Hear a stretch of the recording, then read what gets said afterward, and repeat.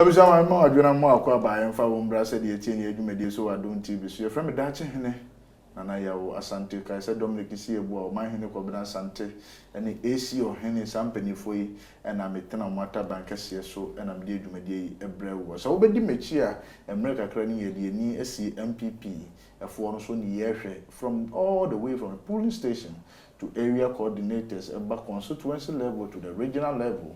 Yene mpanimfo no atwetwe nkomo modi swade hu no mpeso mo de bedi party nanimu ekan na yene omo atwetwe nkomo nene ye national on the 15th to 17th of next month na chese ye the elections no hye so nti ya shase ya yene ema no women organizers wo party no mu edi nkomo na ubedru MPP amanyoko no sesi ya the deputy women organizer no wedi organizer for some time from Otiko time why the besi ye ma me Kate ni time ye Hajia Sawudatu Saeed ono ubepie mu e wo nadmo a ono so ye deputy director e wa ha ono na na me ni ba betwetwe enkomo Hajia bibi aboko inshallah bibi aboko na MPP no design eye pa MPP mu ye papa mefa akonwa we na mefa nchia etefo nyina na ene ahwefo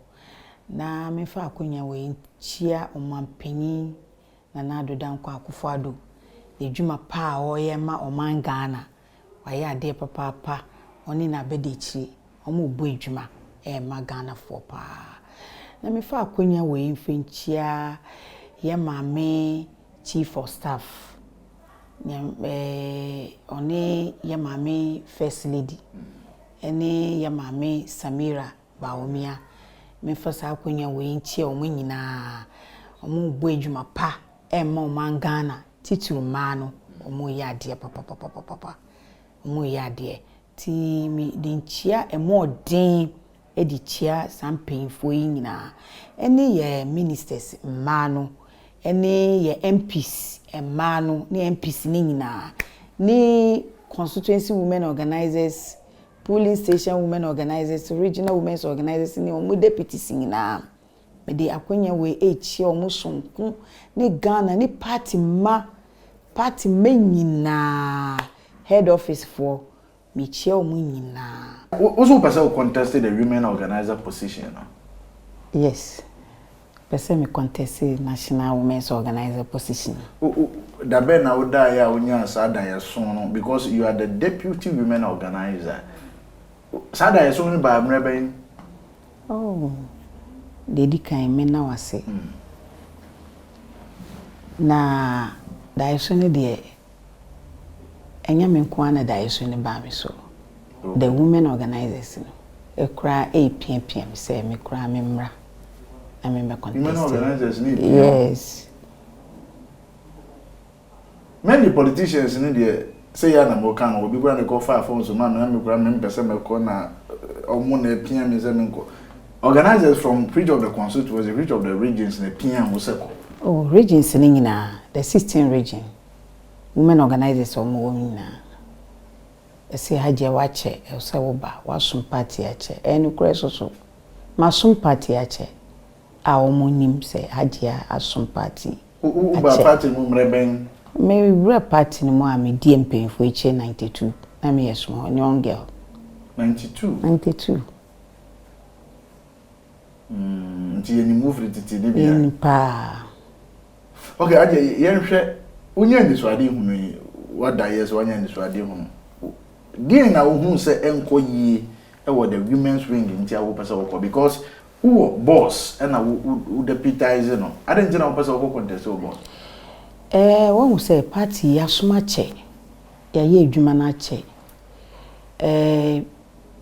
you started from polling station and ye dia ba ye dia ye adwuma wo polling station sa emra ye di Nasara ebabo eba party mu say Nasara coordinator na say Nasara wing no emre ba ye no yenim na yesu mu eye ho adwuma amenne ye kasemu amenne Nasara benya fapem e wo party no amenne Nasara e wo constitution no so first na ka any constitution yenim na ewurawura zongos ekoye sa na me nyina e de bae okay amenda na sara nya fapem enti se ya som na sara ena ma babaye constituency women's organizer e wa Takoradi constituency yes western region okay me constituency women's organizer 2 times say medjuma ehsoeni medjuma me mozimbo ehsoeni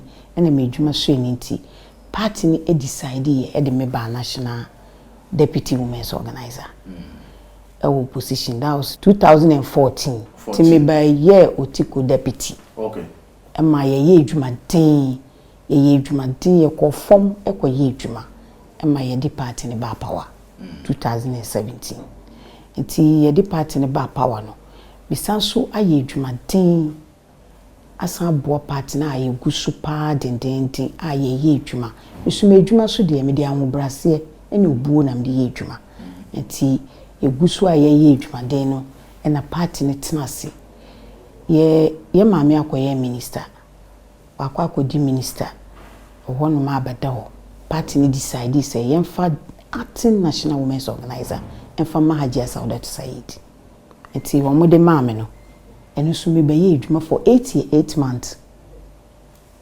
ti na ediko elections ye decide national women's organizer party na sa decide atmase enwusa Hajia Sawudatu Saeed na edwuma so eni nti yensan so nya den emfa deputy na san man bio to mo san de deputy na maame as a national deputy women's organizer enti abaye edwuma ma 2020 elections no eno so yesan ko elections yesan win ye enti emra so say Hajia Sawudatu Saeed misu miyimiti as a national women's organizer na aso ana say you see a deficiency within the women's wing.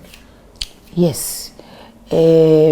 Me ba ne mre na so se wo se me ba na me ba bo ama no na ye beka ye ho bom ye edwumaden ama 2024 etuma break 8 no essence 2024 8 na ye be break no enye joke o se ye edwumaden na ye be ye edwumaden sa di se wo to abanama Hajia Sawudatu Saeed ye etuma be break 8 no essence edwuma no ye be kofom na ye akoye edwuma no ye start from form abane ye nto no so ye to no form nti wo say ye ko form me baji national women's organizer na ya ko form me matena say ye ba ko police station by police station ya ko constituency by constituency me ya region but this particular position I will person will come say them can be say no boss or no kejemfo a on ye the current women organizer edema amanyugo no upese okofom koye edwuma yeah is it to say under the leadership no munkofom koye edwuma meme die ne say the make na Daakyehene me say me ba ne makofom akoye edwuma sa na me kire ye ba na ya me se nyame ya adom no so moto aba na mame a me kofom na ya akoye edwuma na edi tumi na aba back ti say 2016 because so say my be pen enye me first time a me baye ni my be wo 2016 a ye di party ni ba power hwe ye baye no wa we did that say ye edwuma den ye ko form ni ma ni ko kasa ye ene Ghana ha nyina ye nim say ma no ene ye na ye doso eche mmema me boana aha nti ye na ye doso che mmema aye say ye ko form ye ko ye edwuma no na ye di tumi ni ba. Under your watch as a deputy women organizer under Otiko official job in 2015-2016, years a vigorous campaign to make sure that the MPP capture power in 2016 and mobile power in 2017. So we share elections near Koyen.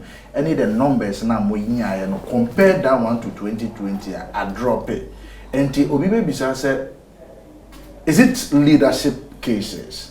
So within the women's wing, in Otiko Jabez time and under Kejemfo, a drop in that figure. Would you say it's a leadership crisis and ammonia within the women's wing? Yes, sir. Pepepe. It's a baba system. What would be the new thing I person would buy on board? Me new thing I me person me the bama women swing ni say. Ye be creating welfare kesiye pa. Ye ba be creating welfare kesiye e de aboa women swing no. Welfare na ye be creating no. Ye de be kwa to down to the polling station.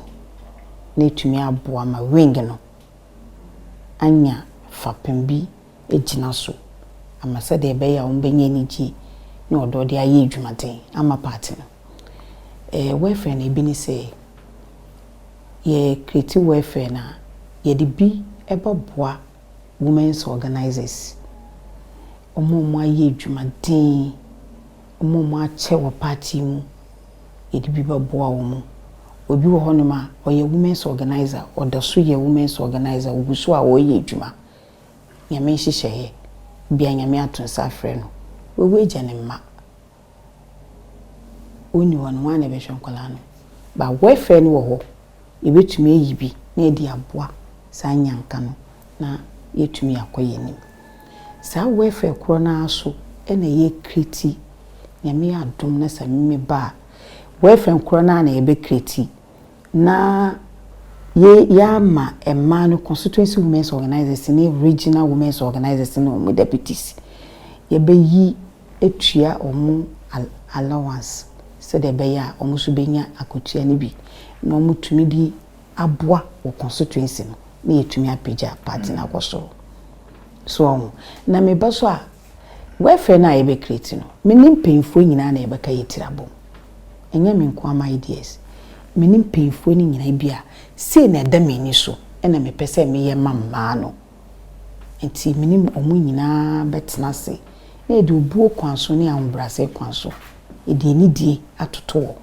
na ya hwe na yetumi afa welfare no na ya hwe yetumi dia twetwe ma ne ka se de be ya ma no so nso benya ni gie e wo constituency level na mo de aye adwumaden MPP constituency level women organizers and a polling station women organizers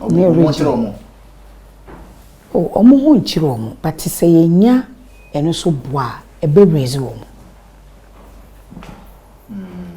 and this idea omo na catch we say this is what they want and as one person was so die na wo pese wo ye omo pe but omo nyi obi amane nka ma omo nti me maba me ba kan mo omo na yetumi aye ebi sida uhwe ye maame Cecilia da pa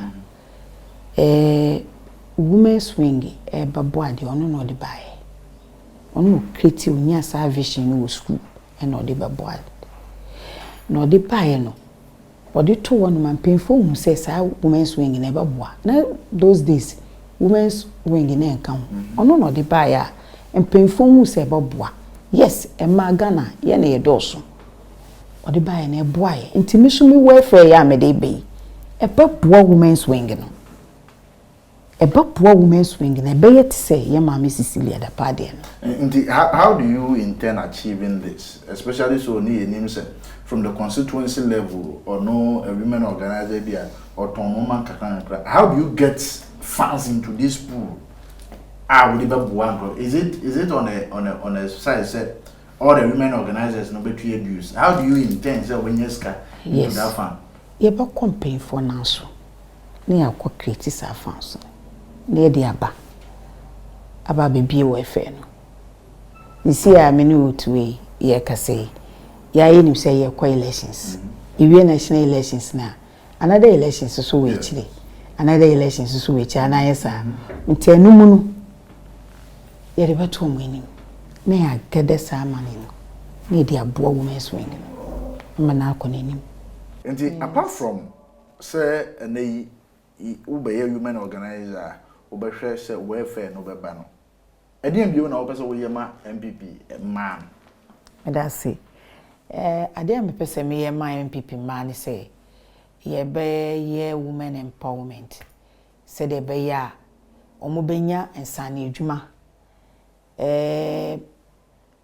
obi went to me and go school but obetumi asua adwuma even work school kra obetumi asua ensane adwuma said the bear also wait to the abo bra.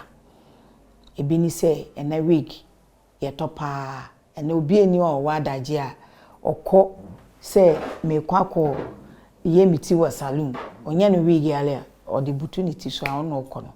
And tea, and a wig na yet ton, yan ye beat. Ye best ye ever more motion beat, and on so mo de abo mo bra, yan unco at the pam.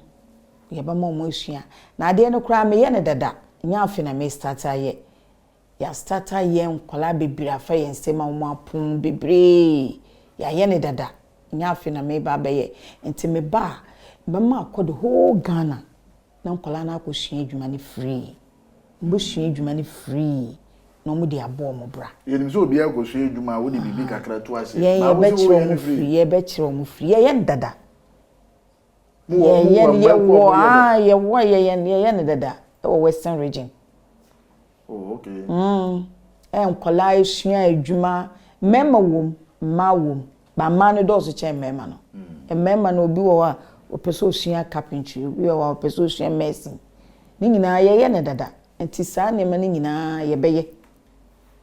Aja apart from say ura women ni mo a ye wo some regional women organizers, constituency women organizers, some are degree holders, a BA, Kitomu masters near the other. Yet him say at a point in time in Ghana, near say affirmative action, a bit na majority of women into our body politics. Do you know about me? I found. Medasi, they met me. I found say, and when I'm doing can catch or say, per se, empower man, cause a regional women's organizer. Menim se wa ye dwuma bra ye dwuma den we se de ne kɔ na se party ne ba 2024 na se ye kɔpre position amano me meta na echi me di na echi apra mama ne bebre mo nya position ya ye bi pen 2016 ye kuma mano pa me nya 23 seats for mano 2020 so the same thing. Yes, I come man me in 20 seats. Do ateso na mom ye wo parliament ye wo ma 2020 female in parliament. Na enwechi no ye wo hwe bibi ti say ye maame eslosu hwe bibi ti say ye maame frame opare omo nyina ye ma ebi sida nso ne omo ye mpemfo wo abemu omo de ati enim emma yenso yenya enisuade hu se ye ko na ye ko yenima ebetumi aye de chance enti senyame ya adom na se ye de tumi ne mamia ma fight ama women's organizers omo pe position e wa abemu ma fight megina omo echi a fight ama omo na omo etumi enya tumi e wa abemu akoyenim ama ya akoyenim more organizers are more across board in this country, from the constituency level to the regional level. Nyakupon ye omadoma omuye school feeding. They are complaining. Say, look, ye juma ye ntuyayeka.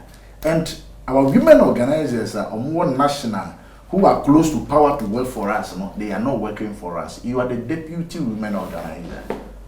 I didn't know why they was am I. Ya ye bi pen. Me ye ba power. I started school feeding. Ubia any tray, ubia di that's say. Me first national women's organizer. Ye kaiti boom eboa mano. De ye ni say ye hwe time no so a na ye tu omo sika ni nyina ama omo. Nti say nyame boa na sa me so me ba. Me ye sa pepepe. Na ya hwe omo sika no ye be hwe ye be gina me fight ama omo. Mejina fight ya kofom akọ mpemfo no wa akọ catch rom se bia se ni na owo se ye de mama no no munya asomdwe tumi di eye adwumaden ma party no enti ye mfa akwan no so enti me kasa asam na me gidi se aban betie mi ana se ye mpemfo no betie mi no ma pushi e man sika na yetumi etua ni nyina ye makakura mpo mmem. I am wondering because you are still the deputy women organizer under Otikwa Fisijaba. Yeah. Na a man are not complaining of school feeding. They say or more complaining this time around. And tell na maybe say currently as a situation as a deputy women organizer with your power, then what me I in interim, then what me I the above currently. Currently, said the old cano. Ya be, but we a deputy. Ya be the assessor deputy one more the deputy there. We a deputy. Obi so wo gini adwuma. So me wana wo nkwaje obi adwuma. Wo boa. Enti we a deputy wasam enti se we mean. Enti se nyame boa me. Na se me beye mean a. Ene mana nkasa bedi dase. Me force amom pa. Me gine mu aforce. Abo aboso. Akwa amom. Mo nsa ka musika. Me boa mo pa. As a deputy women organizer currently. Yeah. Only current women organizer more issues. Oh, many issues be. My angel will soon enter your home eba enkomo so your friend Hajia Sawudatu Saeed the current deputy women organizer the MPP amanyuko na busia try ho aba eba yebeto aso. Abusia pedin the Reverend Kwame na Aida. Me gidi say ye dwumedie na wani gye ye videos ye talk shows ni dwumedie na de hia me pa ne se na be ya won sabaka ye dwumedie no 24/7 wo bell no wo de ponche so sa bell no ponche so ponche so biu na sa ponche so biu o ponche so 24/7 dwumedie na e shasia kikro na won saka and follow us and share the page for commenting na so to no nyame shira.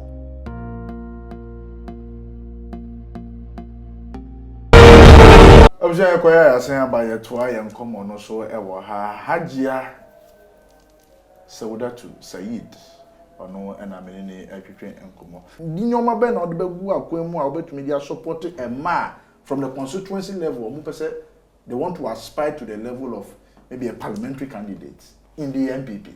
Yeah, me that say said me di nkankan no ye be support omo esense me omo maame so omo to aba no maame a me omo maame ti de meye ni say meboa omo meboa enu an say woni omo ba mpemfo ni be kasa say ye ma omo kwan na ma no so nchina na oba bi obegini bia me Hajia Sawudatu Saeed me bo aboso akota na echi ne ya gi city no me bo aboso pa akota wo ba na echi ne ya gi city na say nimpa na akona enim anti enu so ye me ni suade hu kese pa edam akoma so esense ma no ye na dosu ye so na e wa abadae 2024 so ye wini election so na mesa gina mama no alobby mama no mo anya positions bebre because say ye ko na say ye ko ye meeting ebia obi wo bibi ti say bia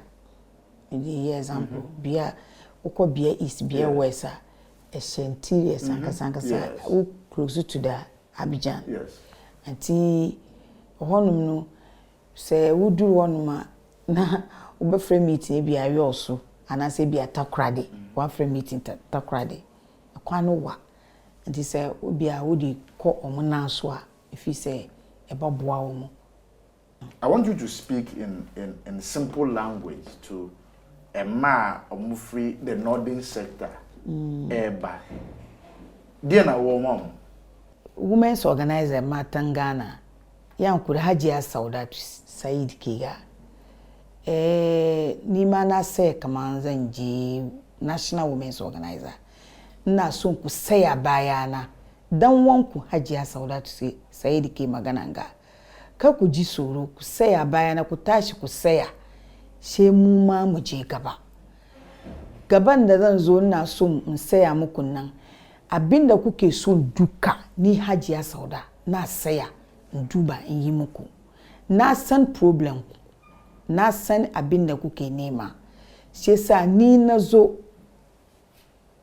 insha Allah abinda kuke so duka ni Hajia Sawuda na yi muku don ni na taba na yi constituency women's organizer shi yasa na san problem constituency women's organizer kuke ciki na san duka sai san na so ku tashi ku saya bayana kar ku ji tsoro ni ne na ce zan zo sai in change the face of the women's wing na in change komai dukan yi sakiya zan yi sakiya cikin women's wing she mu je gaba zan yi sakiya saboda shi na gaya muku kaman ku vote ku bani in kun vote kun bani ba zan yi welfare cikin welfare na mun duba a biya muku a biya kudin kadan every month duka ku samu wannan kudi kuma ku taimaka cikin constituency na ku ji dadi cikin constituency na she mu move forward she say yan kudi ku saya bayana ni Hajia Sawudatu Saeed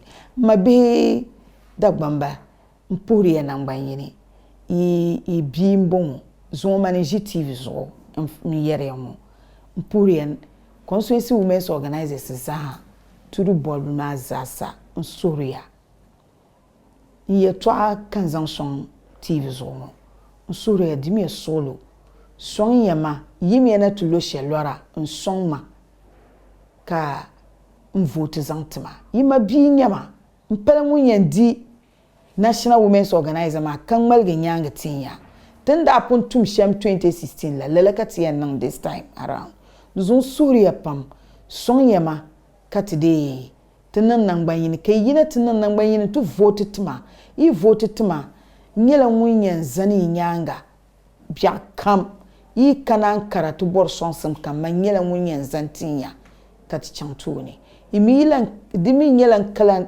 yang polona nyela munyan kana constituency level kana down to polling station katutum mama kana ngbanyin kana katuto cham tuto degi power 2024 nuzon suriya pam nyela munya imabia imabi nyama panye ma nsonma na wonzo sonye ma na wonzo mabe sonye ma na wonzo katiyina tenan nangbanyin ntabson ka 2024 ka te break the 8 ma domi 2024 lutuni tinya nyumvo so munyen to kana nti cham down to polling station ka te yelti ka te pata ma yina ntu vote titi timi minnan le tento lan nan zo son yema ka te to nan kara nan vyenga yelia kama yi son ma ni kana yin banya dabe ma tien son yemi ke nye lapang da biela nzan lu son yi da bilgu ka da bilgu ma ka chanto ni zo son yema na wonzo ka kana to son ya ka biya go chanto ni mpo ya pam ka papa wo ala na oba ya me MPP ni minimizo ye MPP ni ba mbisa se bia wo alan ana ba o mi bia ma ni nyina ba ka se bia ya National Women's Organizer aha na yenko mini option bia mini o mubako obusia ha ena mre ne nkra bia be ma mekwan mam de dwumade nesi nyankopon ya adom adasa na ye besa tenase na ye de nkomotwetwe afoforo no asabro